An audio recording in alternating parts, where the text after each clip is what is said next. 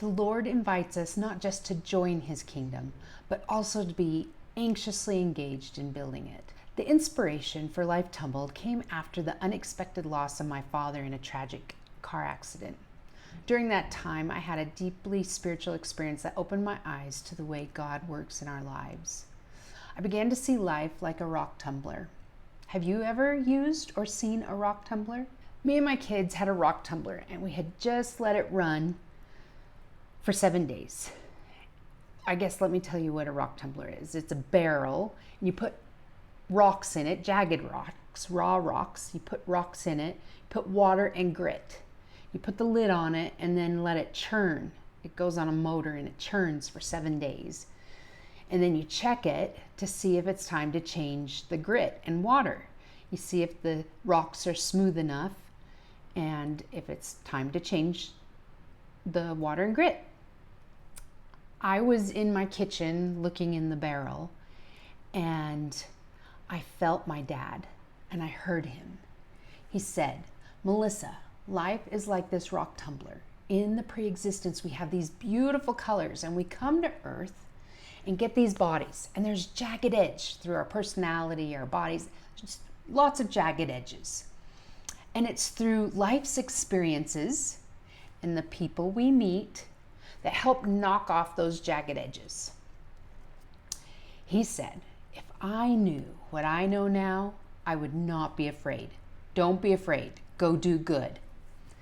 He also talked about how his life was taken too soon. It was the right time, but sooner than he had planned. And he still had things he needed to work on. He still had some rough edges that he wanted to work on. And it seemed like in heaven you could kind of work on them, but it was really hard. Something about having these bodies and being on earth really helps us to shape ourselves and to knock off those jagged edges. So don't be afraid to knock off those jagged edges and experience life and learn and grow. Don't be afraid. Go do good. When you put rough stones in a tumbler, they don't just become smooth because they're pampered. They become smooth because they're pressed and scraped and rolled and refined with friction and time. We're the same. Life's challenges don't break us, they shape us. The struggles, the unanswered prayers, the trials, they're all part of the Lord's plan, his refining process. And the tumbler works best with many stones, not just one. We're meant to help each other grow together. The Lord invites us not just to belong to his church, but to help build it through every jagged, tumbled, spirit-led step. The Lord is very clear in the Doctrine and Covenants about how he feels when we don't engage in building his kingdom. If we go to Doctrine and Covenants 60 verse 2, he says, "With some I am not well pleased, for they will not open their mouths, but they hide the talent which I have given unto them, because of the fear of man." That hit me really hard because I've been struggling with my direction and what I need to be doing. And he's telling me, open my mouth, share this message, share the gospel. And that's what I've decided to do. And hopefully you will too. How often have I hesitated to speak up, to act, or to share my light? Have you had the same fear? There's also Doctrine and Covenants 58, 26 through 29. "For behold, it is not meet that I should command in all things, for he that is compelled in all things, the same is a slothful and not a wise servant. Wherefore he receiveth no reward. Verily I say, men should be anxiously engaged in a good cause, and do many things of their own free will, and bring to pass much righteousness. For the power is in them, wherein they are agents unto themselves. And inasmuch as men do good, they shall no wise lose their reward. But he that doeth not anything until he is commanded, and receiveth a commandment with doubtful heart, and keepeth it with slothfulness, the same is damned." The Lord is asking us to be proactive, not passive. He wants you to take what you love, develop it, and share it with others. Let your light shine, that men may see your good works and glorify God who is in heaven. I like to paint. It's a talent I had when I was younger, and now I'm reigniting it and working on it. The Lord doesn't command me to paint something. No, it's something that I love. So I'm developing it and then I share it. I also like to cook. The Lord doesn't command me to cook. He just wants me to love it, cook, and share it with others. How many of you like to cook? What is your talent? In the comments below, let me know what you love to do. What brings you joy? And in Doctrine and Covenants 60, verse 13, he continues, Behold, they have been sent to preach my gospel among the congregations of the wicked. Wherefore I give unto them a commandment, thus, Thou shalt not idle away thy time, neither shalt thou bury thy talent, that it may not be known. He wants our hands in the work. He wants us anxiously engaged.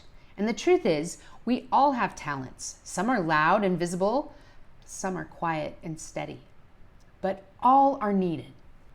In Doctrine and Covenants 59, we are reminded how we can actively show our love for the Lord.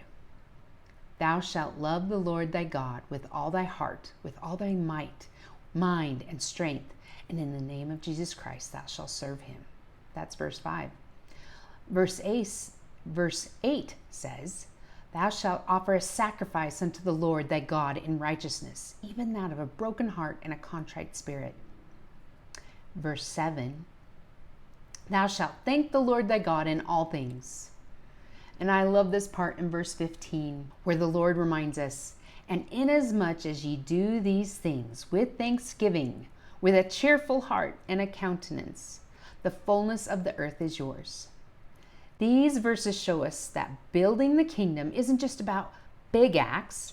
It's about showing up daily with a cheerful heart and a willingness to serve and a love for God and his children. One of my favorite lessons from Life Tumbled is the idea of ripples. You know how you throw a stone into water and it creates ripples? No matter the size of the stone, jagged or smooth, there's a ripple. One small act of courage, faith, or kindness can ripple out further than we'll ever see. When my kids were younger, we were at the grocery store and they were rambunctious and just being kids. And I was trying to get grocery shopping done. And I was in the aisle, kneeling down, looking at a can and reading the ingredients. And two women came by and said something. And I thought, are my kids acting up? Am I in the aisle? So I moved my cart over a little bit to give people more room. And then they said something else again, and I didn't hear it. So I stood up and I looked at them and they said, You are such a cute mom. Right then, that love just melted away all my irritation and everything I was concerned and worried about. I had more patience for my kids. It was a better day. That ripple of kindness and kind words had lasted so long. Look, it's even lasted to right now. I'm sharing it with you.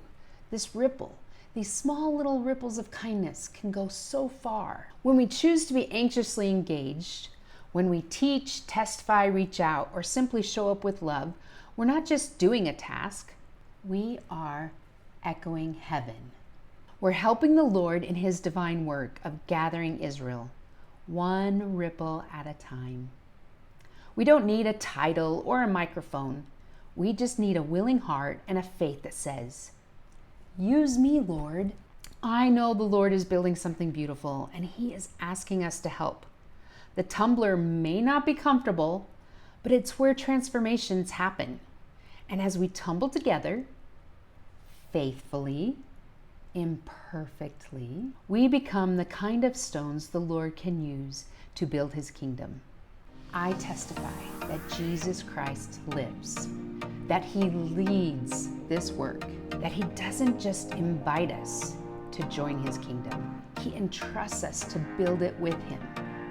And he will magnify what we give him.